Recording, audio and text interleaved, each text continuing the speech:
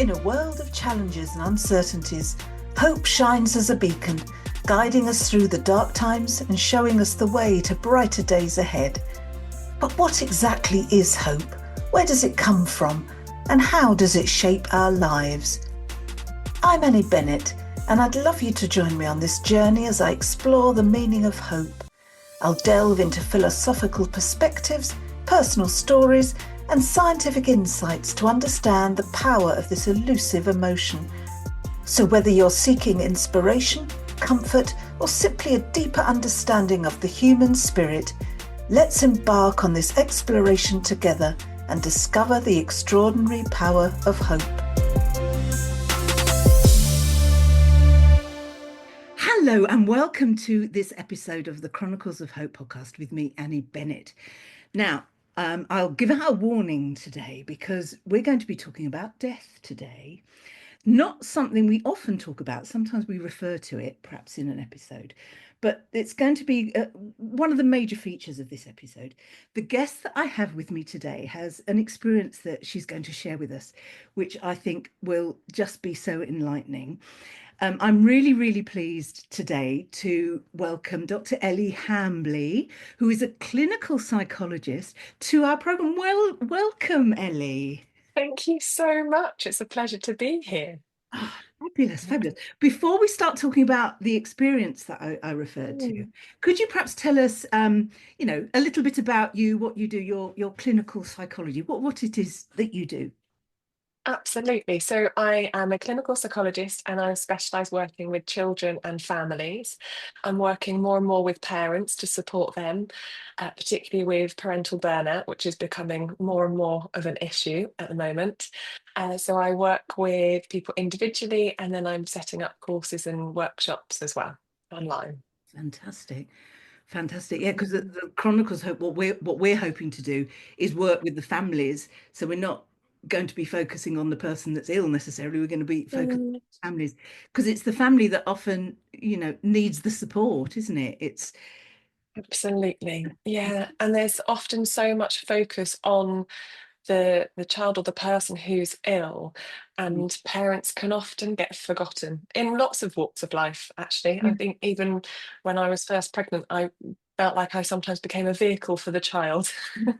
But Yeah. actually, if we can look after the parents, our Mm. children do so much better. Yeah. And there is so much evidence to support that. But also for me, it's just a fundamental thing. If we can support the people who are looking after the children, if we can skill our parents or to even explain how important it is to look after ourselves, that's such a gift to give to our children.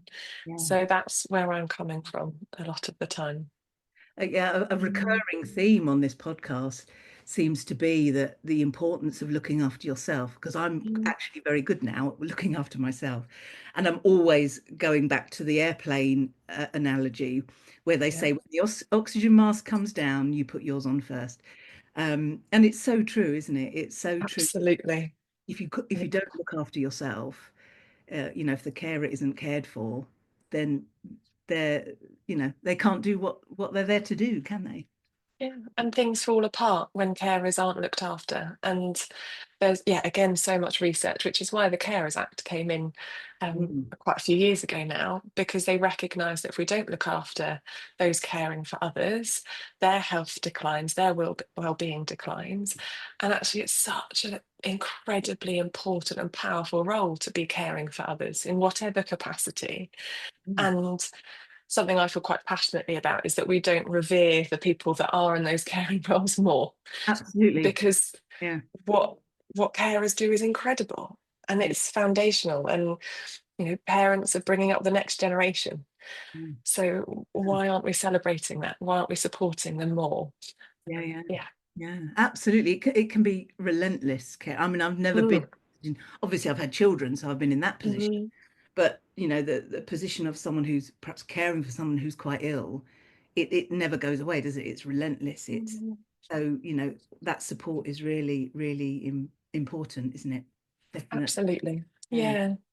Yeah. So I'd love to talk to you. You told me you have a story um, about your godfather, and I'd love Yeah. to talk talk to you about this. So please do tell us what happened. Yeah. So Nick was an incredibly special man. He was my dad's best friend. They met at herbal school, actually, and he studied to do herbal school, but then within a year decided that wasn't his calling, and he became a child's entertainer. And he was fabulous at it, coming up with all these creative and wonderful um, ways to explain kind of the impact of global warming and the importance of recycling, but in a really fun, engaging way. And so he was the most amazing godfather because he was so much fun. Yeah. My parents often recall when I was a little baby, he'd come and psych me up just before bedtime and do, ridiculous things. And he was always in our house. He'd kind of pop in all the time. So he was such a big part of the family. Kind of felt more than a godfather. He was, yeah, more Yeah. like an uncle. And he then had his own family. He got married and had two gorgeous children. But he sadly got cancer Mhm. when his children were quite young. So it must have been, yeah, about 10 and 7. Mhm. And the reason I wanted to tell this story is I don't believe we talk about death enough in our society. It Agreed. is something that is inevitable for all of us. We're Mm. all born and we're all going to die. Yeah. What happens in between it depends on so many different things. We never know when we're going to die, but it's definitely going to happen. Yet we don't talk about it, and we use lots of language about, oh, they passed away or they're no longer with us, which I think takes away from the fact of what actually happened. And I work with a lot of people who are very anxious about death. And I've had more and more teenagers recently coming to kind of with this existential crises and a real fear around dying. And I think it has something to do with the fact we don't talk about it. It's kind of shut off. We don't go there. And some people's experiences of death are awful and they are traumatic. But I'm so grateful for Nick for showing us how beautiful it can be. Mhm. And that's been such a gift to me because that was one of the first experiences I had of someone really close to me dying. But he did it in such a graceful way, if it can be described as that. And everyone around him supported him so that he could die with dignity. So he had cancer, he had treatment, but he slowly kind of, yeah, lost functioning. But he was at home, Mhm. and we would regularly go and visit and be sat around his bed with his children there. We would be recalling stories and we would talk about the things that he'd done. We'd just have a laugh. We'd talk about other things, but we were there with him. Mhm. So again, for me and his family and friends, it was kind of being let in behind the curtains to see actually what happens, rather than him going off to hospital or a hospice and never really Mm. engaging or seeing him again. I suppose my parents let me see that as a young child. I was a teenager. Um, and absolutely, it was heartbreaking seeing someone I loved dearly die, but to be part of that process Yeah. and um, him to do it with such confidence in a way. Of course, he was scared, but I think he was also accepting of it. And he knew that as a support network, we would look after his wife and children Yeah. who have grown up to be incredible. That Mm. one, his son has just got incredible results in his A levels, and his daughter's about to have a year abroad in France and is at university. And having that sense that he's looking down Yeah. with love, feeling really proud of them. Yeah. And we had a family gathering, I say family friend gathering, where we were talking about memories of him on his 10-year anniversary of his death. And it was so special having that time together to remember him Mm. in a really positive way. Just fantastic. I mean, as you said, I completely agree with you that we don't talk about death enough, and Mm. that's why people are so frightened of it, because often Yeah, what they see of death is TV programs about murder, and yeah, that's from various levels to, the cozy, midsummer murdery kind of things, right up to violent, yeah. you know, and that and things on the news, where people have died for, one reason or another. What we don't get to see are, the controlled and supported deaths of, of people. We don't often get to know about that and see that, do we? Mm. So I'm wondering how his children, you say there were 7 and 10 at the time, Mm. how did they cope with what was going on? How were they supported? They coped in differing ways. So his daughter was, I think, about 11, and was quite stoic and seemed fine and just cracked on. And his son, yeah, he was about 7, I believe, found it much harder. And I think a lot of focus is put on him. Hmm. And I think his grief came out in self-anxiety. And so again, he got support with that. And I think for his daughter, the anxiety probably came out much later. Okay. Hmm. Mm. Because I think we all have different grieving patterns, Yeah. and we very much work in a system. And particularly among siblings, you often have the one that's more, in my experience, kind of supporting people through physical health issues and grief, as well as my personal experience. Siblings often try and take those different roles. Mm. And I think, yeah, the youngest very much kind of was probably more, I don't know, showed it in a much bigger way. It came out in other ways that were much more obvious. Yeah. And potentially that more feminine response of trying to hold it together for everybody else, looking after everyone else, not wanting to make a big scene, but it often comes out. Yeah. And yeah, again, we tried as a support network to facilitate that as much as you can, but equally, people need the space, and you can't force anyone to do anything or grieve in a certain way. And it's being there for when people are ready. There's a really wonderful book, um, on grief by, I remember her name now, Julia. It will come back to me in a minute. I'll have a look. Um, but the way she kind of talks about grief and how we all go through different processes is so beautiful, and giving kind of permission to do it in your own way. And I It, think having that open discussion is so important, but so hard. And so many people find that really tricky. I think that's the difficult bit, because we're not used to talking about it. I mean, particularly in our culture, it's very taboo. I know there are lots of Mm. cultures, and I've started to have a look at it. There are cultures in the world where, death is celebrated, and, death is the Mm. big going to the wonderful place, Yeah, sort of in a Christian way, but in, times 10 kind of thing. yeah. And it's not seen as, oh, you must wear black and bow your head, and, and all that. It's seen as a celebration of life, and wow, they're Mm. going somewhere brilliant now, Yeah, um, and I think what you were saying about, the siblings, having been a teacher, I've sort of worked with siblings and no siblings. And from my experience as well, the older sibling is the one that often feels they have to hold it together because they're yeah, sort of in charge. You know, yeah, um, absolutely. they're the ones that can't let go and can't, because they're, particularly if it's a parent that's ill, they're Yeah. now taking that mantle of, right, well, I've got to look after everyone else, you know. Mm.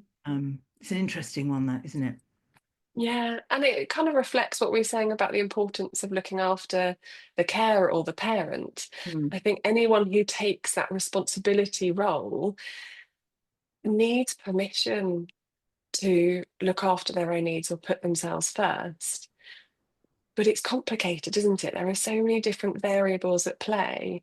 mm, And I think also as a parent, if a child seems like they're coping, you're not going to mess with that because you've got enough going on, grieving for yourself, trying to manage everything that you had to manage anyway, on mm. top of being a lone parent. And juggling everything, and even managing kind of funerals and all of that side of things. I find brutal the way that someone grieving has to then Mm. manage someone's affairs, Yeah. because when you're in full-blown grief, your brain is in the emotional state rather than the Yeah. very cognitive, logical state of being able to do really complex tasks. Yeah. I think it is also, just like you said, how you frame grief. So for Nick's funeral, it was a celebration of his life, and we had sunflowers everywhere. So I love the symbol of Chronicles of Hope. That was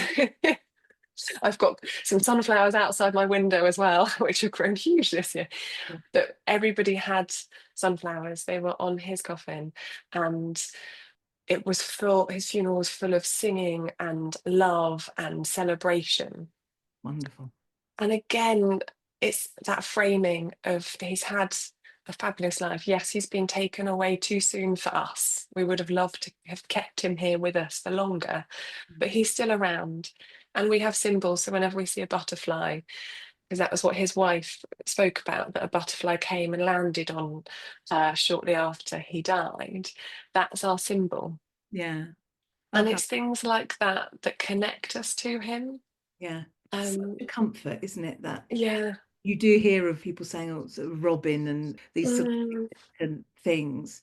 And it does give so much comfort that, because whatever you believe about death and the afterworld, and whether it is or isn't, that someone's spirit is always around, always. Just because they're physically not here, their spirit and places that they've been and things that they've done are always, and the memories are always there, aren't they? Absolutely. Was there anything, I mean, I know you were only young at the time, but was there, anything about his death that perhaps surprised you or made you think twice about things, or was it all just a complete learning process? You had no idea what to expect? It's a really good question. Something that sticks in my mind that really surprised me and still stays with me is how he looked in his last days. I think nothing really prepares you for that. Um, and I think that's potentially one of the reasons why people try and protect younger children Right. from someone who is terminally ill or dying, because it can be a real shock. And I think it is really important to bear that in mind and prepare children for that. Yeah.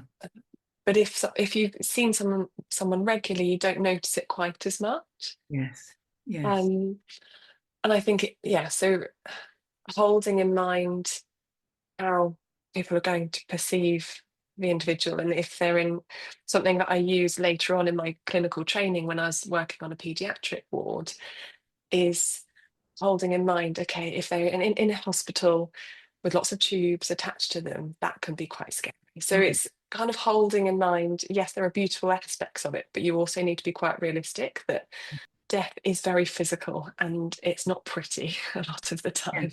Oh, absolutely. Yeah. Even a controlled, supportive one is still quite brutal in terms of. But do you think it is important for, obviously his children did see him in that state, did they? Do they, what are their thoughts on that now? I presume that they're pleased that they weren't sheltered from it. They were part of the process. They felt included. They spent as much time they possibly could with their dad to soak in all those memories they possibly could.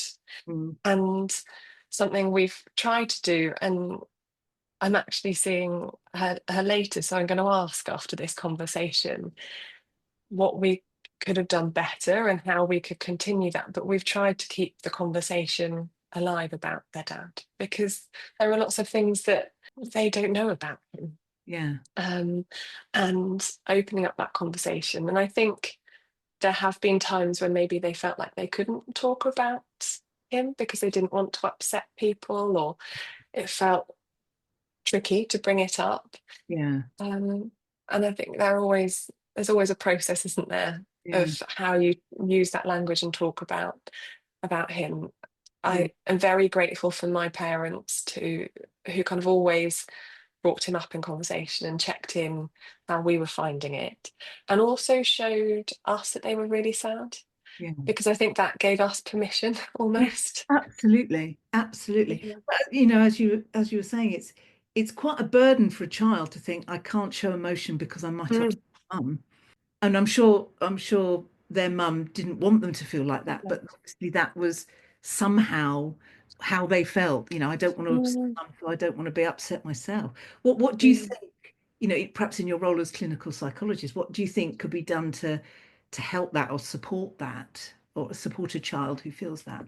So I think it's really common for children to want to protect their parents. Mm, And so having regular conversations, but just small, relaxed ones. It's not like a big chat of, okay, we're going to sit down, we're going to talk about it. This is the one opportunity you have for the next few months. yeah. Yes.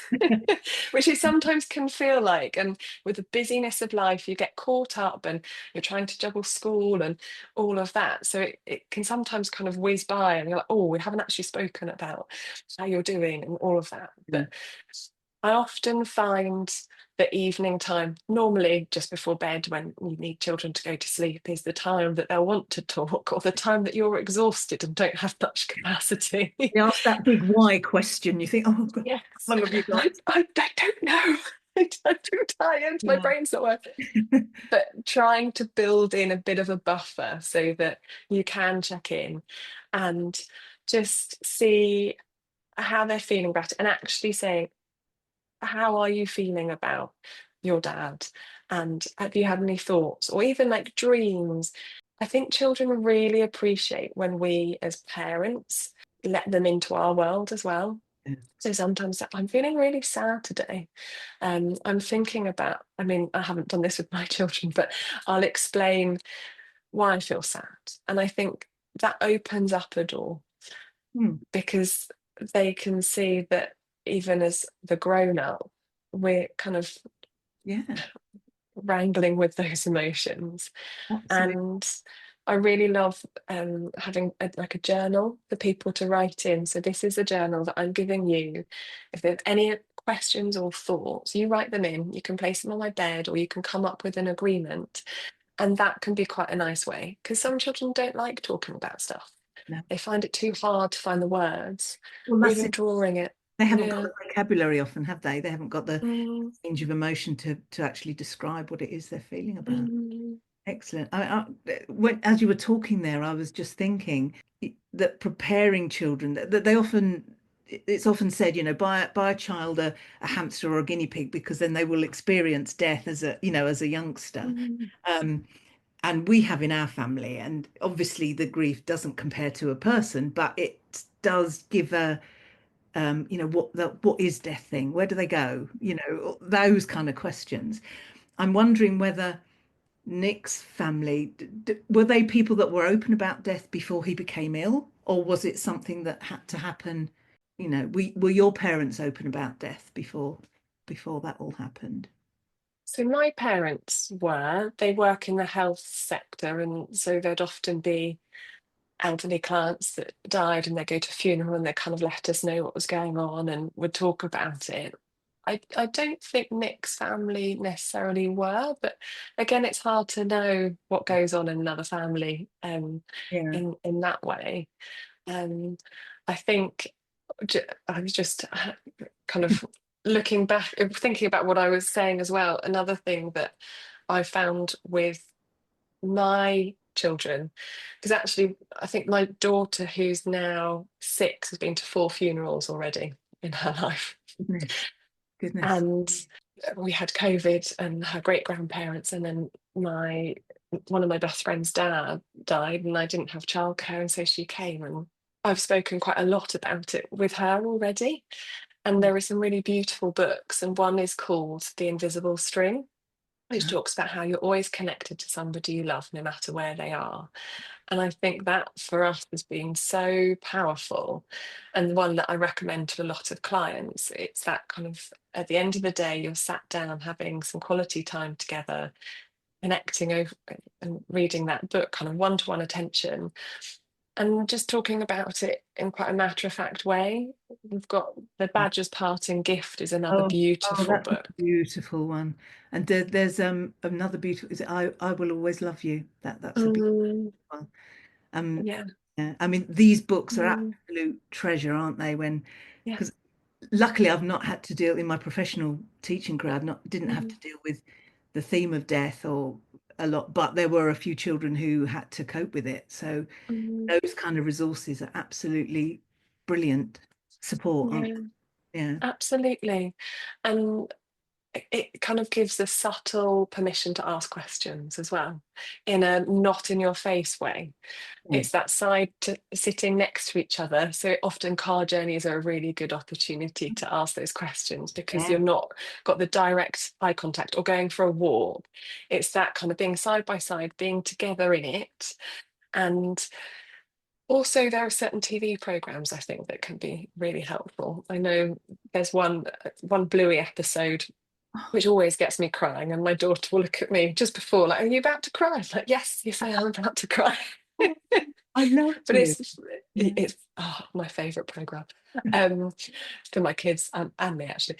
But finding those joint experiences where you can be together in it, Yeah. and you can open up discussion just in little snippets, Yeah. just over and over again in different ways, I think can be so powerful. So it's so vital to do that. I mean, even if you're, Mm, if you're listening to this and you're not in the position where, someone close to you is ill, but you have got children, for goodness sake, start talk to them about mm, it. Talk to them about what, as you say, in these subtle ways, through books, through just going through nature, you see an animal that's dead yeah. in or whatever, Yeah, talk about what that means. What does it mean to actually be dead? yeah, It's still, I'm 58 and it's still mind-blowing to me. absolutely. Yeah. um And there are so many questions and unknowns, and we don't know what happens. We have mm, theories, and it's about finding whatever works for you, and being absolutely. open and having that discussion with your children and with those around you. But I think absolutely, I always recommend having a pet, or starting with a hamster, because it does give that experience of caring for an animal or something. And when they die, it's an experience that can be much, it's really sad, but it's kind of almost a stepping stone to losing someone Mm, who you really love. And indeed. I, Yeah. I love the idea going when you go for a walk, animals or insects will be there, and kids ask questions, and that's brilliant Yeah. to kind of start piecing that together. And I think the research shows that it's around 8 years old that they understand the permanence of life. So that's when they really kind of get it, that when someone has died or something has died, that is permanent. Yeah. But often kids are so much more resilient than we give credit for. Yeah. And they can be quite kind of rational, logical, ask a huge question that can leave us as parents reeling and quite emotional. And then they'll just crack on and go to the next thing because they're Yeah. so in the moment. Yeah. Um, And it's not because they're blocking things out. It's just, oh well, that's what that is then. It's a matter of fact. It's they yeah, don't have the experience to delve deeper into what things mean. It's just mm, they take it at face value, don't they? So absolutely. Yeah. Which uh, seems so freeing for them. it's quite a Yeah. liberating thing to Yeah, have. absolutely. Yeah. They're so I in mean, the moment. And yeah, yeah. So yeah, I mean, I'm at the moment, I often say I don't believe in the afterlife. I think that, when you die, that's it. But I always say I'm more than happy to be proved wrong, when it happens. yes, And I'm like, oh, okay, this is what it's all about. I'm quite happy for that to happen. I'm quite open absolutely. to whatever alternative might be there for me waiting. But as we said right at the beginning, death is so taboo. It's diluted on TV, Mm, but in real life it's so taboo. I say particularly in this culture where mm, someone dies and we don't know what to say to the person, and do I go, what do I say at the funeral, what do I do, all that kind of cultural stuff. And I think actually funerals themselves are becoming more celebrations. The ones that I've been to in recent years have been more, no, don't wear black. We don't want to wear black. We want laughter. We want joy. Um, yeah. moving away from the Victorian idea of a funeral, which was sort of horses wearing plumes and that kind of stuff, Yes. which I think is brilliant. Sort of, Yeah. you know, modern culture is going that way, which is brilliant. Brilliant. Mm. This has been Yeah. such a fabulous conversation, Ellie. Thank you so much for joining me today. I just wanted to ask you a question that I ask all my guests, and that is, do you have a message of hope? What's your message of hope, either as a psychologist or the experiences that you've had? The message I would love to share is that no matter what the situation is, even if it feels incredibly painful in the moment, that there's always a glimmer of hope somewhere. Mm. That we might not know what the silver lining is yet, but I strongly believe that there's often a reason that things happen. We might not understand it, but there are things that we can take from any situation. And even one of the saddest experiences as a child, losing someone incredibly close to me, has given me such a gift that has continued throughout my personal and my professional life. And I'm so grateful for that, because through every challenge, I think there are lessons that we can learn and resilience that we can build. And I think that's so important to hold on to in challenging times. Brilliant. It's just brilliant. I think, yeah, the key there is you might not know it at the time, but it will Yeah. be there. Yeah, definitely. Yeah. Fabulous. Yeah. And Thank the you power so of hope.